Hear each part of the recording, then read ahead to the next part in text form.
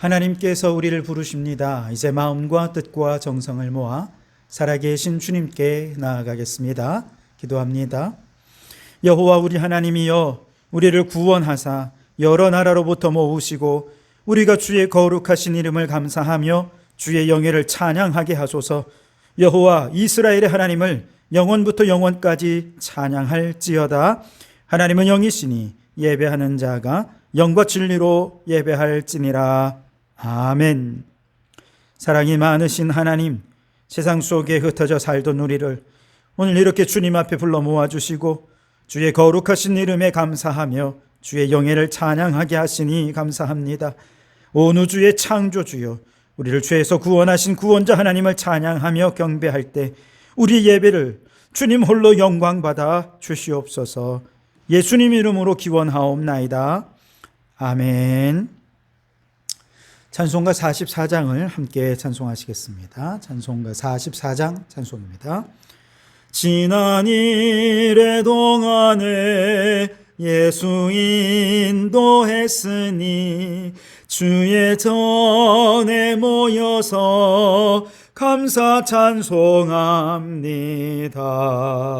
가장 복된 이날은 하늘 안식표로다. 가장 복된 이날은 하늘 안식표로다. 주의 공로 힘입어 은혜 주심 빌 때에 화목하게 하시고 죄를 벗겨주소서. 세상 걱정 버리고 은혜 받게 하소서. 세상 걱정 버리고 은혜 받게 하소서. 하나님의 이름을 찬송하러 왔으니 모임 중에 계시고 영광 나타내소서. 기쁜 하늘 잔치에 참여하게 하소서.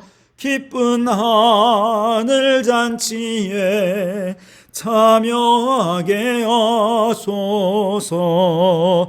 주의 기쁜 복음을 모두 듣게 하시고 주의 은혜 베풀어 위로하여 주소서. 주님 오실 때까지 이 날 지키리로다. 주님 오실 때까지 이 날 지키리로다.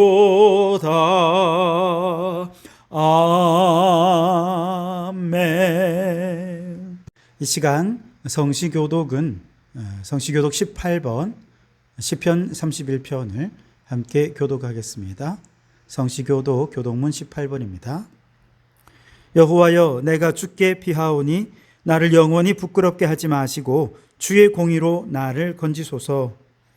내게 귀를 기울여 속히 건지시고 내게 견고한 바위와 구원하는 산성이 되소서. 주는 나의 반석과 산성이시니 그러므로 주의 이름을 생각하셔서 나를 인도하시고 지도하소서. 그들이 나를 위하여 비밀이 친 그물에서 빼내소서. 주는 나의 산성이시니이다. 내가 나의 영을 주의 손에 부탁하나이다. 진리 하나님 여호와여, 나를 속량하셨나이다. 내가 허탄한 거짓을 숭상하는 자들을 미워하고 여호와를 의지하나이다. 내가 주의 인자하심을 기뻐하며 즐거워할 것은 주께서 나의 고난을 보시고 환난 중에 있는 내 영혼을 아셨으며 나를 원수의 수중에 가두지 아니하셨고 내 발을 넓은 곳에 세우셨음이니이다. 아멘. 이 시간 지난 한 주간 우리의 죄를 참회하며 참회의 기도를 드리겠습니다. 하나님, 지난 한 주간 동안 하나님의 영광을 드러내며 살기보다 세상사에 얽매여 염려, 근심, 걱정 속에 눌려 살았음을 고백하오니 믿음 없는 우리를 용서하여 주시옵소서. 기도하지 않으니 영적 분별력을 상실해버렸습니다. 우리의 욕심에서 나오는 소리를 하나님의 음성인 양 오판할 때가 많았음을 고백하오니 용서하여 주시옵소서. 저희는 주님께서 사용하시는 그릇일 뿐인데 내 생각을 앞세우며 사명을 거부하고 하나님의 주권을 인정하지 않고 지낼 때도 많았음을 고백하오니 용서하여 주시옵소서. 특별히 이제 곧 광복절이 될 텐데 나라를 위해 힘써 기도하지 못했던 우리를 용서하시고 국권을 잃은 나라를 위해 눈물로 기도했던 믿음의 손조들의 좋은 전통을 이어가지 못했던 우리의 어리석음을 용서하여 주시옵소서. 여기 우리를 용서하신 주님의 용서의 말씀이 있습니다. 너희는 여호와를 만날 때에 찾으라. 가까이 계실 때에 그를 부르라. 악인은 그의 길을, 불의한 자는 그의 생각을 버리고 여호와께로 돌아오라. 그리하면 그가 긍휼히 여기시리라. 우리 하나님께로 나오라. 그가 너그럽게 용서하시리라. 아멘. 나는 전능하신 아버지 하나님 천지의 창조주를 믿습니다. 나는 그의 유일하신 아들 우리 주 예수 그리스도를 믿습니다.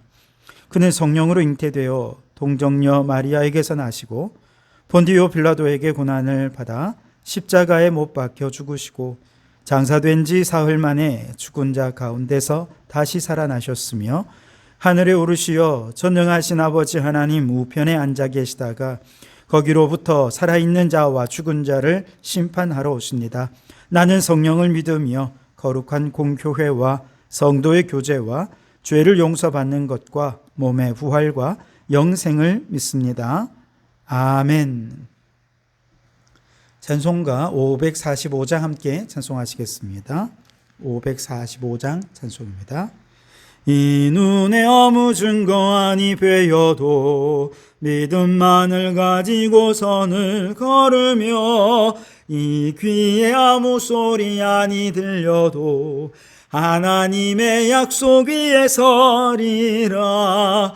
걸어가세 믿음 위에 서서 나가세 의심 버리고 걸어가세 믿음 위에 서서 눈과 귀에 아무 증거 없어도 이 눈이 보기에는 어떠하든지 이미 얻은 증거대로는 믿으며 이 마음에 의심 없이 살아갈 때에 우리 소원 주 안에서 이루리. 걸어가세 믿음 위에 서서 나가세 의심 버리고 걸어가세 믿음 위에 서서 눈과 귀에 아무 증거 없어도 주님의 거룩함을 두고 맹세한 주 하나님 아버지는 참 미쁘다. 그 귀한 모든 약속 믿는 자에게 능치 못할 무슨 일이 있을까. 걸어가세 믿음 위에 서서 나가세 의심 버리고 걸어가세 믿음 위에 서서 눈과 귀에 아무 증거 없어도. 이 시간 주님 한번 부르짖어 통성으로 기도하며 나가겠습니다. 함께 기도합니다. 주여, 대한민국을 위하여 기도합니다. 무더위와 태풍 같은 계속되는 자연재난 속에서 인간의 연약함을 깨닫고 겸손히 창조의 질서를 따르는 저희들 되게 해 주시옵소서. 세계적인 행사인 잼버리 대회가 파행 끝에 끝이 났습니다. 국제 행사에서 다시는 이런 실수를 하지 않도록 대통령과 모든 담당자들에게 지혜와 능력을 더하여 주시옵소서. 묻지마 칼부림 사건, 마약 운전으로 살인을 저지르는 사건 등 이 사회 여기저기에 불안한 요소들이 드러나고 있습니다. 주여, 우리나라가 안전한 나라 되게 해 주시옵소서.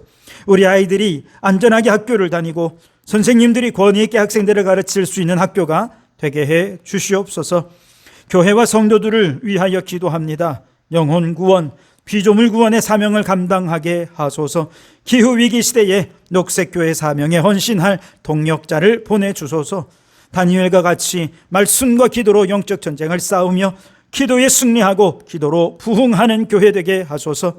여름방학을 맞은 학생들에게 믿음과 실력을 쌓아갈 수 있는 계기가 되게 하시고, 성도들의 가정이 화목하며 질병 중에 있는 성도들을 주님의 권능으로 치유하사 교회를 출입하기에 부족함이 없게 하시며, 성도들의 직장과 생업에 복의 복을 더하여 주시옵소서. 이제 다 아뢰지 못한 기도를 주님께서 가르쳐 주신 기도로 기도하오니, 하늘에 계신 우리 아버지, 아버지의 이름을 거룩하게 하시며 아버지의 나라가 오게 하시며 아버지의 뜻이 하늘에서와 같이 땅에서도 이루어지게 하소서.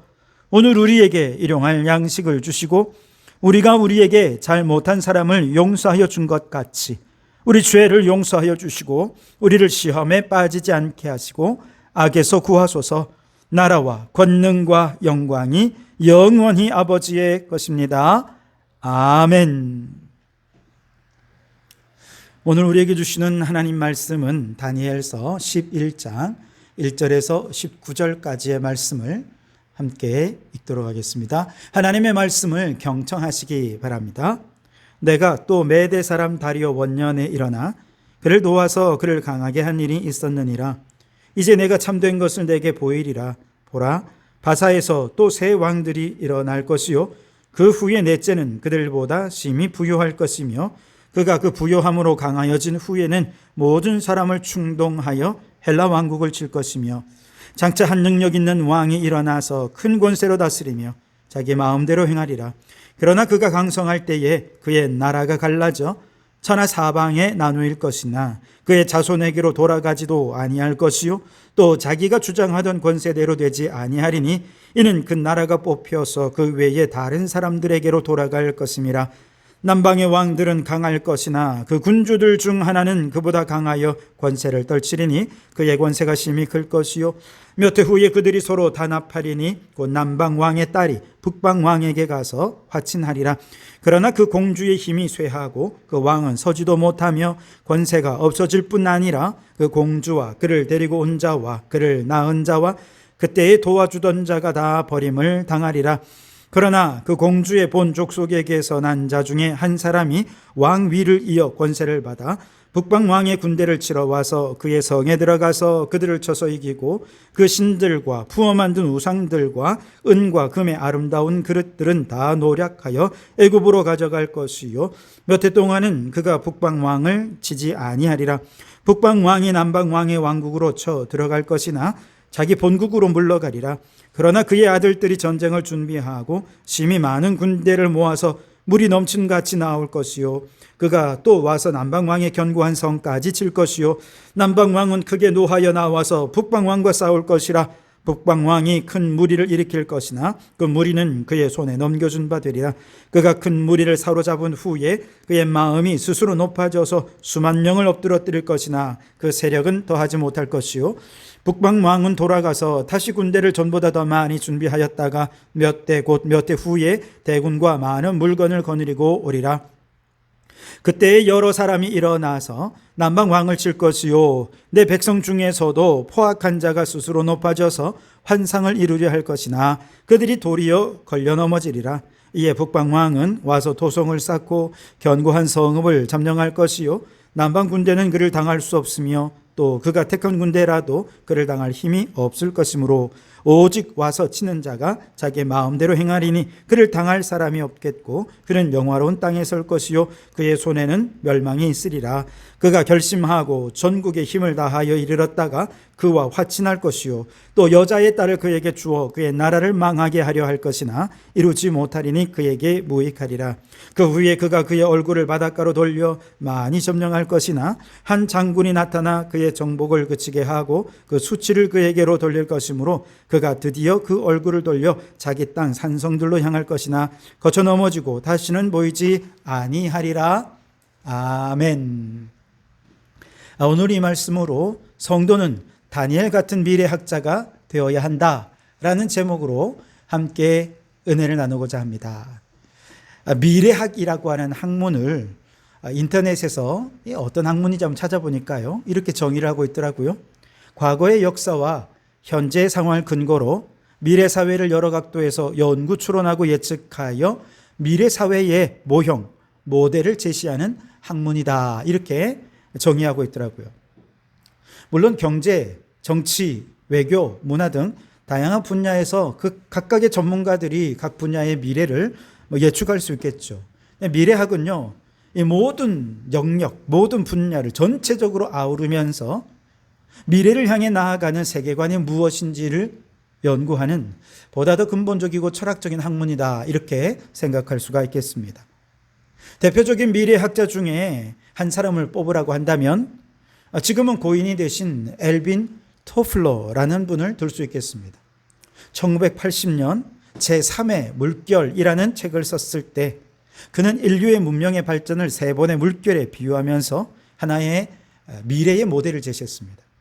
첫 번째 과거의 물결은 농업혁명이었고, 두 번째 현재의 물결은 산업혁명이었다면, 장차 제3의 물결, 미래의 사회는 정보화의 물결이 될 것이다 라고 예측을 했고, 그의 예측은 적중했습니다. 그리고 이제 오늘날 이제 정보화의 시대가 넘치고 넘쳐서 이제는 제4의 물결, 즉 4차 산업혁명이라 불리우는 정보통신을 기반으로 한 디지털, 바이오, 물리학 등이 융합하는 새로운 차원의 산업혁명의 물결 속으로 이미 우리는 진입해 들어와 있지요. 자, 그런데 바벨론, 메데, 페르시아 시대에 엘빈 토플러가 있었는데 바로 다니엘이었습니다. 왜냐하면 그는 그 시대의 정치, 경제, 문화, 외교, 군사 등등 모든 분야를 섭렵한 시대의 석학이었습니다. 또한 그는 공부만 하는 사람은 아니었고요. 오랫동안 공직에 있으면서 현재의 국제정세의 흐름, 물결을 읽고 미래를 예측해서 왕에게 조언을 해주었던 실전 경험이 아주 풍부한 사람이기도 했습니다. 자, 그런 다니엘이 노년에 남은 생을 바쳐서 힘쓴 분야가 바로 미래학이라는 분야였습니다. 그는 단순히 과거의 경험과 현재의 상황을 근거로 미래를 예측하는 정도를 넘어서서 모든 시대의 변화를 이끌고 미래로 나아가게 하는 핵심적인 세계관이 무엇인가 라고 하는 것을 깨닫고자 한 것이죠. 그러나 이것은 현재의 정치, 경제, 문화, 외교, 군사력 등등의 모든 분야를 섭렵했다고 해서 미래를 곧바로 예측할 수 있는 건 아니에요. 다니엘은 이미 경험을 통해서 모두 다 알아도 미래를 온전히 예측하기는 힘들구나 라고 하는 걸 알았습니다. 인간적인 생각으로 나름 합리적이고 아주 정확하게 미래를 예측했다 생각했지만 역사는 결코 자신이 예측했던 방향으로 흘러가지 않는 것을 그가 너무 많이 경험을 했던 것이죠. 그래서 그는 한 가지 하나님 앞에 확신하는 거 있었습니다. 그건 뭐냐? 미래는 결국 인간에 의해서 만들어지는 것이 아니라 하나님의 의지와 하나님의 뜻에 의해서 열려지고 앞으로 나아가는 하나님의 역사다라고 하는 것을 그가 아주 분명하게 확신했던 것이죠. 그래서 다니엘이 이제 미래학을 공부하면서 그가 한 일은 모든 지혜와 지식을 총동원해서 미래를 예측하긴 하지만 그러나 최종적으로 하나님이 어떻게 이 역사를 이끌어 가실까? 그 하나님의 뜻을 깨닫기 위하여 다니엘은 21일 동안 식음을 전폐하며 하나님 앞에 기도했던 것입니다. 아마도 그는 이렇게 기도했을 겁니다. 주여 깨닫게 하옵소서. 장차 국제정세와 시대적 변화의 흐름을 주도하는 세계관, 시대정신, 하나님의 뜻이 무엇인지 깨닫게 해 주시옵소서. 아마 간절히 기도했을 것입니다. 자, 그 기도의 끝에서 다니엘은 히데겔 강가, 오늘날의 티그리스 강변에서 환상 중에 예수 그리스도를 만났죠. 그 영광과 위엄 앞에 얼굴이 사색이 되고 온몸이 힘에 빠져버렸습니다. 주님의 깨닫게 해주시는 말씀, 하나님의 뜻에 대하여 들었을 때 너무나도 충격적이어서 다니엘은 그만 음성을 듣다가 기절해버리고 말았습니다. 가브리엘 천사가 겨우겨우 어루만져서 그를 회복시켜주고 일으켜 주어서 환상 속에서 예수님께서 들려주신 하나님의 뜻이 구체적으로 무엇인지 풀어서 설명을 해 주게 되는데요. 바로 그 내용이 오늘 11장의 내용입니다. 자, 1절을 보시면 내가 또 메대 사람 다리오 원년에 일어나 그를 도와서 그를 강하게 한 일이 있었느니라 그랬습니다. 여기서 내가는 누구냐 하면 가브리엘 전사를 말하는 것입니다. 또 그를 도와서 할 때 그는 누굽니까? 미가엘 전사를 말하는 것입니다. 그래서 두 천사가 힘을 합쳐서 하나님의 뜻이 이루어 가도록 힘쓰게 될 것입니다. 땅에서 일어나는 현실이 만약에 하나님의 뜻을 가로막는 일이라고 한다면 두 천사는 영적 세계에서 아마도 하나님의 뜻을 가로막는 마귀 권세와 영적 싸움을 싸우게 될 것입니다. 그렇게 어떻게 해서든지 그 싸움의 끝에 하나님의 뜻이 이루어지는 길을 열어가게 될 것이지요. 자, 이제 11장에서는 이 두 천사가 영적 싸움을 싸우는 동안 이 지상 역사 속에서는 어떤 일이 벌어지는가라고 하는 것을 예언하는 내용인데요. 그 내용이 사실 굉장히 복잡하고 많기 때문에 시간 관계상 다 다룰 수는 없고요. 큰 세 개의 덩어리만 생각해 보도록 하겠습니다. 우선 첫째 사건은 페르시아와 헬라 제국의 역사입니다. 2절을 보시면 이제 내가 참된 것을 내게 보이리라. 보라, 바사에서 또 새 왕들이 일어날 것이요 그 후에 넷째는 그들보다 심히 부유할 것이며 그가 그 부요함으로 강하여진 후에는 모든 사람을 충동하여 헬라 왕국을 칠 것이며 그랬습니다. 자, 우선 바사의 새 왕들이 일어난다고 할 때 이것은 예루살렘에 귀환한 이 귀환과 관련된 페르시아의 새 왕을 의미할 것입니다. 우선 첫째는 예루살렘의 귀환을 명령했던 고레스 왕이죠. 역사가들은 그의 이름을 키루스라고 부릅니다. 그 아들이 아닥사스다인데 역사가들은 캄비세스 2세라고 부르고요. 바로 이 사람이 스룹바벨 성전 공사를 중단하라고 조서를 내린 사람입니다. 그리고 다리오 왕은 예루살렘 성전 재건을 허락한 왕인데 역사가들은 그를 다리우스 1세라고 부릅니다. 다리우스 1세라고 하면 우리가 잘 아는 한 사건인데요. 그리스와 페르시아 사이에 마라톤 전쟁이 이때 있었습니다. 그 다음에 넷째 왕은 그들보다 심히 부유할 것이라 그렇게 말했는데 바로 이 사람이 누구냐? 에스더를 왕후로 간택했던 아하수에로 왕입니다. 역사가들은 그를 크세르크세스라고 부르는데요. 그는 다리오 1세 때 마라톤 전투에서 패한 것을 너무 분하게 여겼어요. 그래서 복수하기 위해 그리스와의 전쟁을 치르게 됩니다.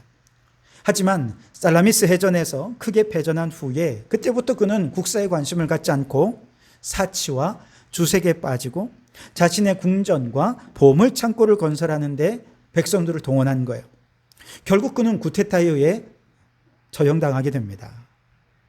나중에 이제 헬라의 알렉산더가 페르시아를 점령하고 헬라 제국을 세웠을 때 크세르크세스 왕의 보물 창고에서 보물을 빼내오는데요. 말만 수만 마리가 필요했다는 것입니다. 그 꺼내오는데 몇 날 며칠이 걸렸다는 거예요. 그만큼 어마어마한 부를 자랑하던 왕이 아하수에로 크세르크세스 왕입니다. 3절에 보면 장차 한 능력 있는 왕이 일어나서 큰 권세로 다스리며 자기 마음대로 행하리라 했는데 이때 한 능력 있는 왕은 누구냐? 헬라 제국의 알렉산더 대왕을 말하는 것입니다. 그런데 이 알렉산더 어떻게 됩니까? 4절에 그가 강성할 때에 그의 나라가 갈라져 천하 사방에 나누일 것이나 그의 자손에게로 돌아가지도 아니할 것이요 또 자기가 주장하던 권세대로 되지 아니하리니 이는 그 나라가 뽑혀서 그 외에 다른 사람들에게로 돌아갈 것임이라 그랬습니다. 여기서 그가 강성할 때 그는 알렉산더죠. 그런데 알렉산더가 최고의 강성했던 그가 33살에 젊고 강성할 그때에 갑작스럽게 죽음을 당하게 되죠. 그런데 그에겐 두 아들이 있었는데 이 아들들에게 왕위를 물려주려 했지만 알렉산더가 죽고 난 다음에 두 아들은 차례로 암살당해 죽고 맙니다. 그러면서 그의 나라가 그의 자손들에게로 돌아가지 못하게 되었고요. 그의 신하들에 의해서 4개의 나라로 나뉘어지게 되죠.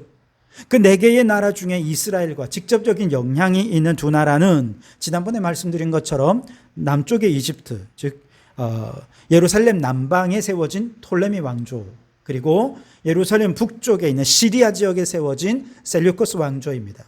이 두 왕조는 서로 힘의 논리에 따라 남방의 왕이 세지면 북방의 왕을 괴롭히고 북방의 왕이 세지면 남방의 왕을 괴롭히면서 갈등과 대립 속에 전쟁이 이어지죠. 두 번째 큰 장면은 바로 이 남방왕과 북방왕의 화친, 그러나 또 갈등, 이런 내용입니다. 6절에 보시면 몇 해 후에 그들이 서로 단합하리니 곧 남방의 왕의 딸이 북방 왕에게 가서 화친하리라. 그러나 그 공주의 힘이 쇠하고 그 왕은 서지도 못하며 권세가 없어질 뿐 아니라 그 공주와 그를 데리고 온 자와 그를 낳은 자와 그때 도와주던 자가 다 버림을 당하리라 그랬어요. 이건 아주 분명한 역사적인 사실이 있는데요. 남방의 톨레미 2세의 딸 베레니케가 북방의 안티오코스 2세와 결혼을 하면서 두 나라가 이제 남방과 북방이 화친을 맺게 되었다는 거예요. 그런데 안티오코스 2세가 원래 본처가 있었어요. 그런데 이 결혼을 위해서 베르니케를 아내로 맞이하기 위해서 본처를 쫓아버린 겁니다. 그런데 문제는 도대체 이 안티오코스 2세가 얼마 후에 다시 본처를 왕궁에 들인 거예요.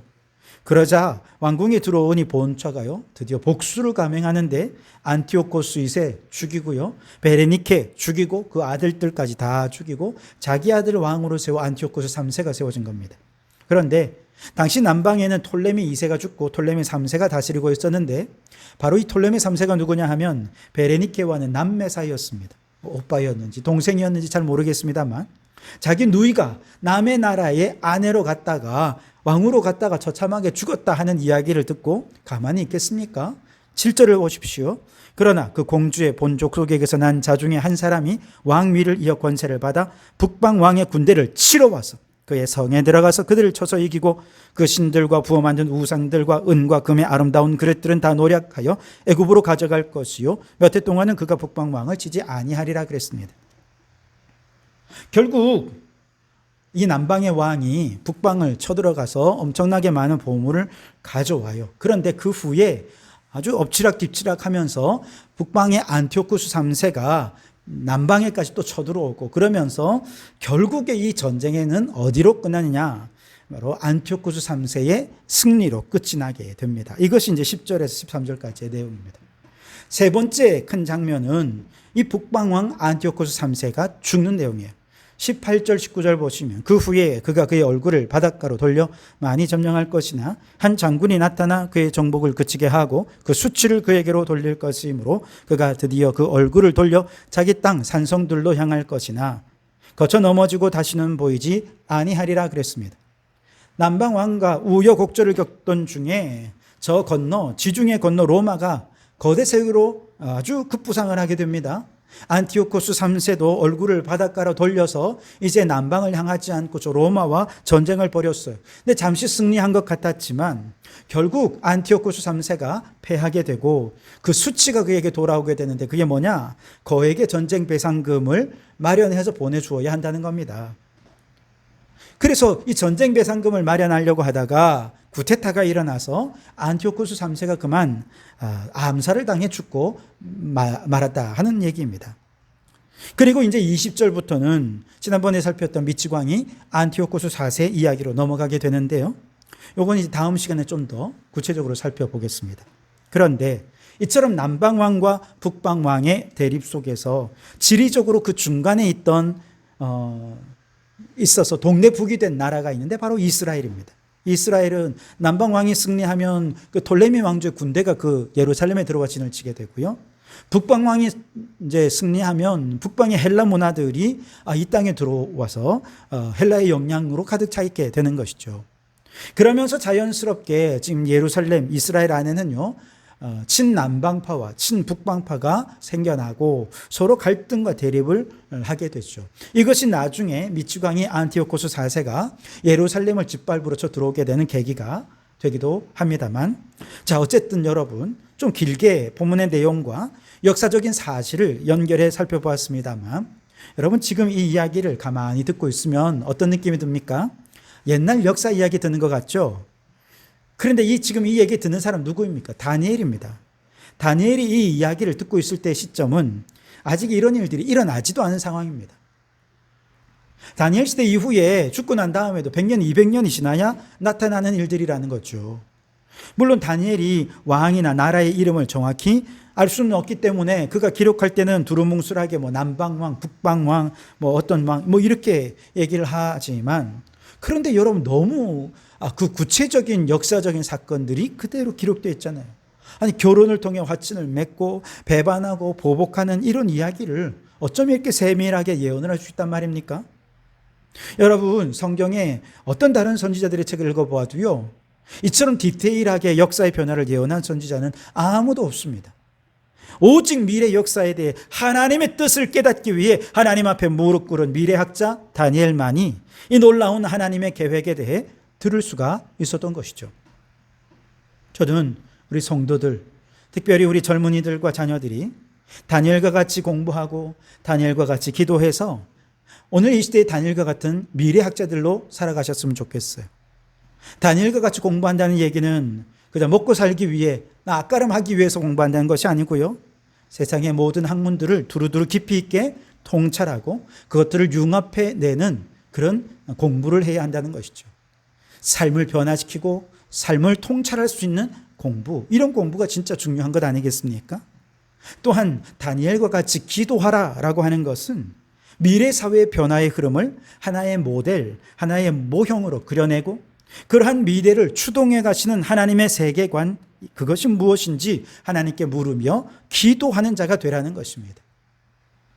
더 나아가서 이러한 하나님 나라를 실현하는 과정에서 어떤 이념에 좌로나 우로나 치우치지 않고 오직 성경적인 세계관으로 일반 대중들을 설득해서 하나님의 역사를 이루는 일에 믿는 자와 불신자가 함께 협력할 수 있는 그런 지도자, 다니엘과 같은 리더자가 되라라고 하는 이야기인 것이죠.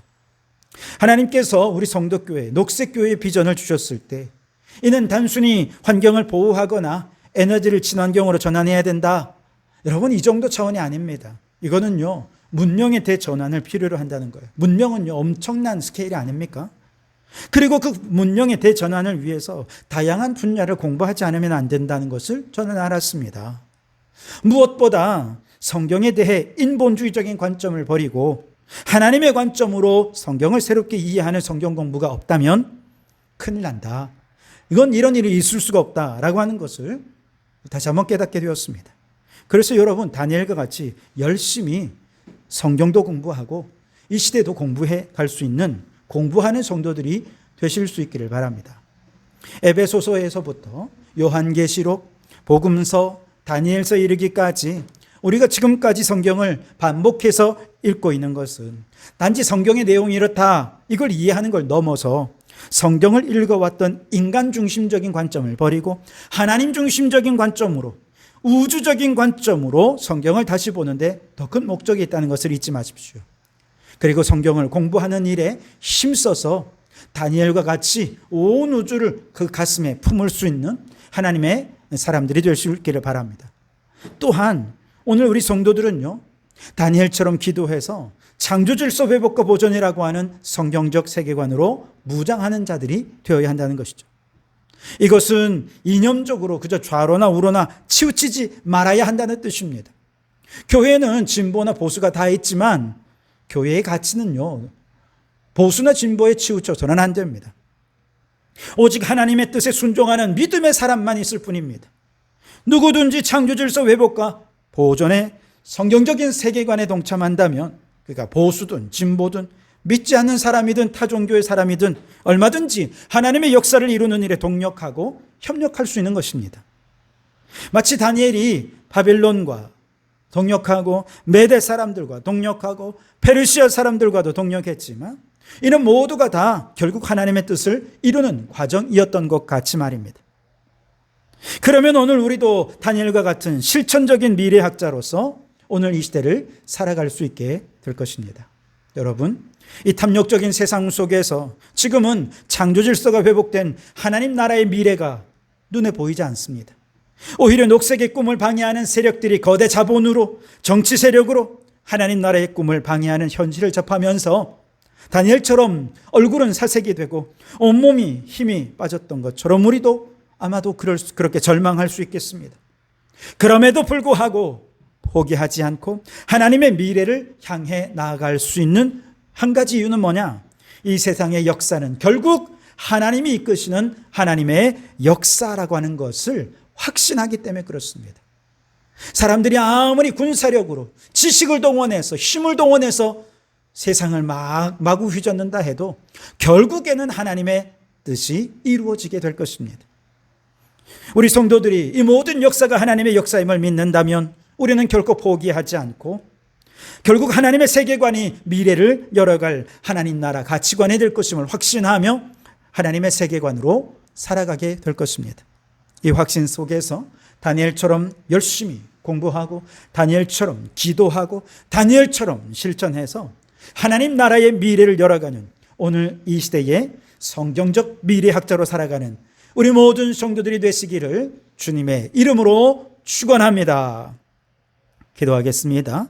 오 주님, 한 치 앞도 알 수 없는 변화무쌍한 현실 속에 살지만 눈앞의 유익을 따르지 않고 미래를 바라보는 미래학자로 살기를 소원합니다. 이 세상의 역사는 결국 하나님이 뜻하시는 일들이 이루어질 하나님의 역사인 줄 믿고 확신하여 하나님의 뜻, 성경적 세계관을 갖게 하옵소서. 이를 위해 미래학자 다니엘처럼 공부하고 다니엘처럼 기도하고 다니엘처럼 실천하여 창조 질서의 회복과 보존의 성경적 세계관으로 회색의 현실을 뚫고 녹색의 하나님 나라를 이루어가는 우리 교회가 되게 해 주시옵소서. 예수님 이름으로 기도하옵나이다. 아멘. 물이 바다 덮음같이 우리 찬양하면서 준비한 예물을 드리겠습니다.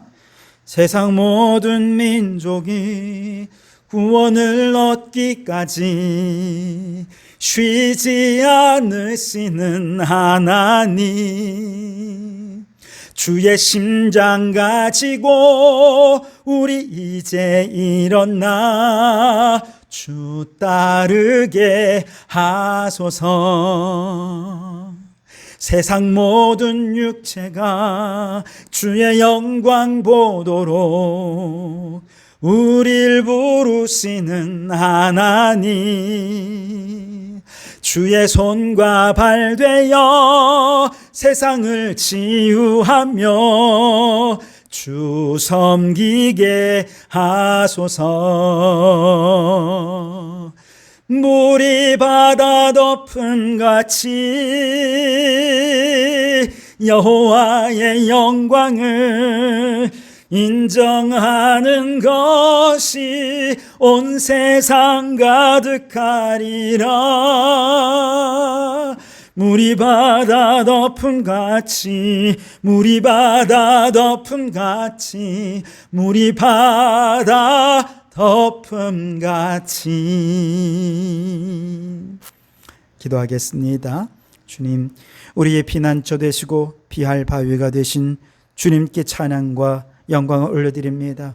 이 시간 위로와 치유와 회복의 은총을 내려주시옵소서.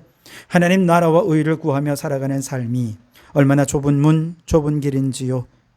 지난 한 주간도 매 순간 흘렸던 눈물을 주님 닦아주시고 위로의 하나님께서 위로하시고 세임 주셔서 다시 흔들림 없이 주님의 길을 걸어가는 저희를 되게 해 주옵소서. 주님을 따르는 그 길에 온 가족들이 동력자가 되게 하옵소서. 남편과 아내가 예수님을 영접하여 함께 주를 위해 충성하게 하시고 믿지 않는 자녀들도 다 예수 믿고 구원받아 하나님 나라의 꿈과 비전을 향해 나아가는 동력자가 되게 하옵소서. 연약한 육신으로 고통 중에 부르짖는 성도들, 어르신들의 오래된 고질병까지도 주님 외면하지 마옵소서. 38년 동안 병석에 누워 일어나 보지 못한 자도 주님께서 치유하여 주셨듯이 이 시간 우리 모든 성도들의 연약한 육신을 강건케 해주시고 치유하여 주시옵소서. 오 주님, 진학, 취업, 결혼, 이직 어느 하나 내 힘으로 할 수 있는 게 없습니다. 최선을 다해 준비하고 계획하지만 그 걸음을 인도하시고 열매 맺게 하시는 분은 하나님이시오니 모든 인생의 계획이 하나님 뜻 안에서 성취되게 해 주시옵소서. 오늘도 빈손 들고 나오지 않고 정성을 다해 예물을 드립니다. 이 물질의 주인이 하나님이심을 고백하며 물질뿐 아니라 내 모든 삶이 하나님의 것임을 고백하오니 주여 다스려 주시옵소서. 주님께 드릴수록 기쁨과 감사가 넘치게 하시고 이 예물이 쓰이는 곳에 죽은 영혼 살아나고 창조 질서 회복되고 하나님 나라가 이 땅 가운데 이루어지게 되기를 간절히 소원하오며 예수님 이름으로 기도하옵나이다. 아멘. 이제는 우리 주 예수 그리스도의 은혜와 아버지 하나님의 극진하신 사랑하심과 성령님의 감동함과 충만 역사 교제하심이 다니엘같이 공부하고 다니엘같이 기도하여 하나님 나라 세계관으로 닫혀진 미래를 열어가며 다니엘같이 실천하는 이 시대의 미래학자로 살기로 소원하고 다짐하고 결단하는 우리 모든 성도들 머리머리 위에, 가정과 일터 위에, 우리에게 허락해 두시니 창원도 성과 나라와 민족 위에 지금부터 영원토록 함께 하옵시기를 간절히 축원하옵나이다. 아멘.